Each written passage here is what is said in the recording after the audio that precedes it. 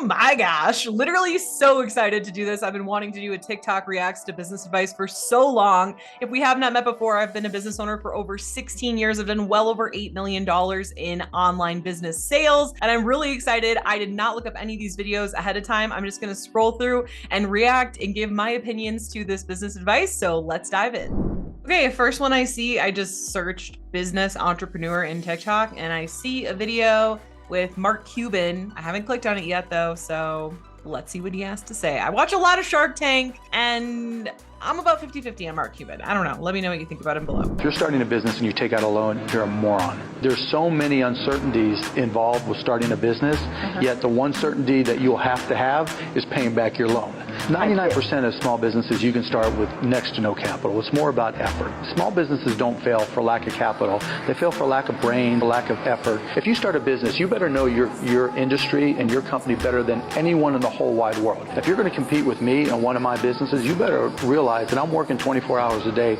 to kick your ass. Honestly, right off the gate, like I have to say this is really, really good advice. I remember when I was really young, first starting my business, I went to a bank to get a loan. I don't even know why. Like I remember I wanted to buy a bunch of camera gear and a studio and all these things. And I look back and it's like, why? Like I just thought that I needed those things. And the bank obviously denied my request for a loan. I'm pretty sure I had like a really bad credit score. I didn't have any reason for them to give me a loan. I didn't even show them why giving me that money, like how I would make it back and then some. And I remember being so mad, like, oh, the bank's got me down, and the man got me down. But honestly, to this day, I've never had to take out any money to start and grow my business. And I agree with Mark Cuban, like it's just not necessary. And it's also just not smart. I also feel the same way about taking on investors. I've never personally done it, so this is just my opinion based on my experience. But it just seems like, you know, for me at least, I started a business for freedom, right? And so if I'm now taking out money, I now owe someone. Or if I have an investor, I now owe it to that person. And it's just really no different to me than just having a job at that point. You just no longer have your freedom. Okay, this one's with a girl named Amelia Sordell. So let's give it a listen. Everyone wants to be like an entrepreneur on a beach in Thailand, you know, living their best digital nomad life. Reality is it's the total opposite. Yeah. You lose friends, certainly in my experience. Your family doesn't understand what you do. And in fact, for the most part, they'll try and talk you out of it until you get to a certain level of... So yeah, I do agree to some extent that a lot of people, before they start a business, they're like, I want to be a millionaire in 3 months, and I want to travel the world in those 3 months, and I want to blah, blah, blah, blah, blah.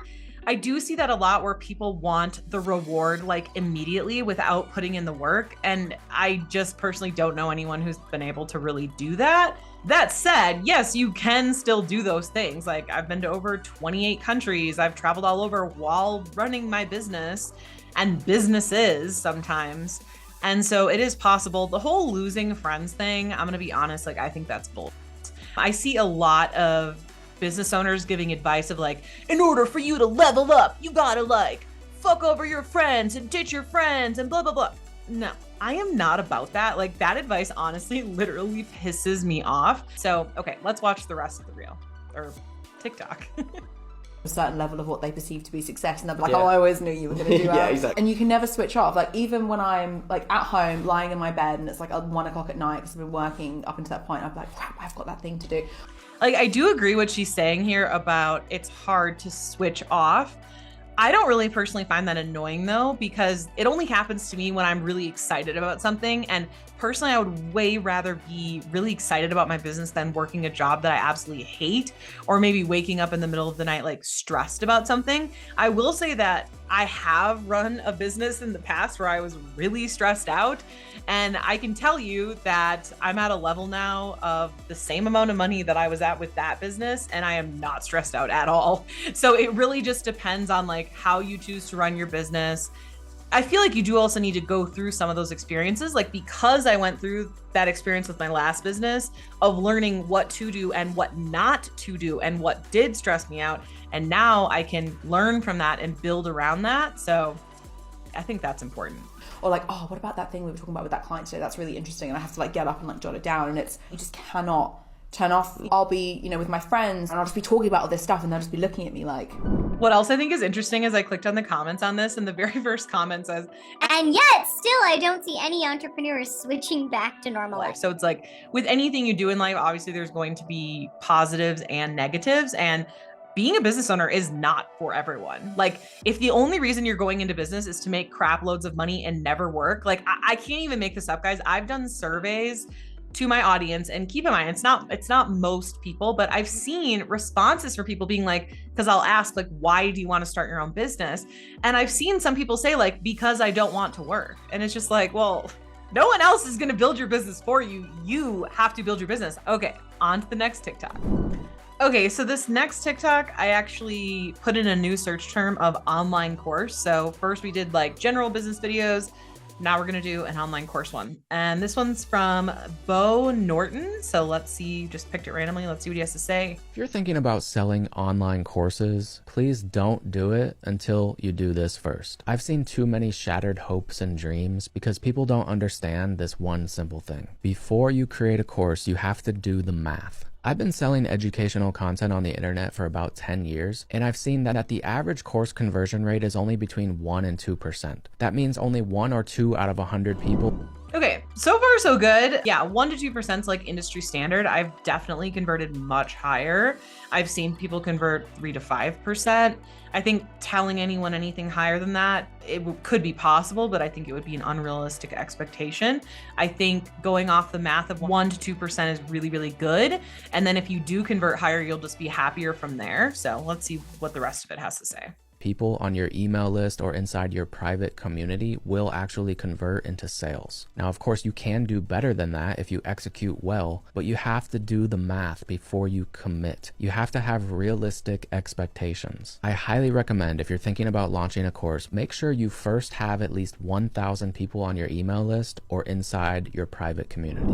Honestly, I think this is a really great TikTok. I don't say 1,000, I usually say about 500, because here's the thing, it will convert about 1 to 2% for an email list. If you're going to have a private community, it can convert higher than that, like 5 to 10%, but it all really depends. It depends on where did your followers come from? Did they come from cold paid ads?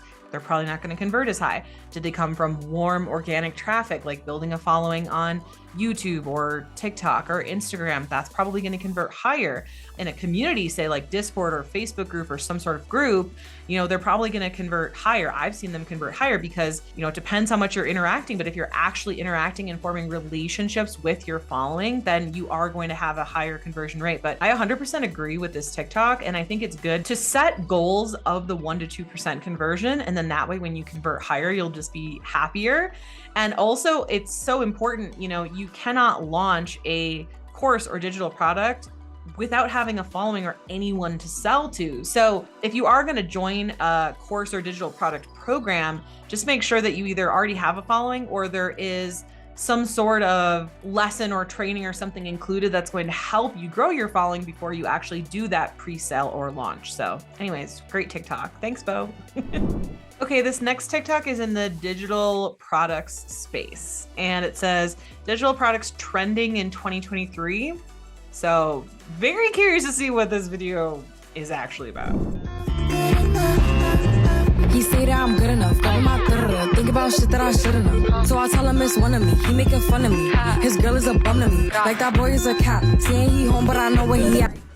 Okay, I'm not done with the TikTok yet, but like as somebody who has sold over $8 million in digital products and has helped over 10,000 plus business owners all around the world, I know for a fact just making random planners and journals, like these are all really basic. These are things that you could literally just Google and get these for free online. You could get these for free through Canva. And these are also the competition for these is astronomical on Etsy.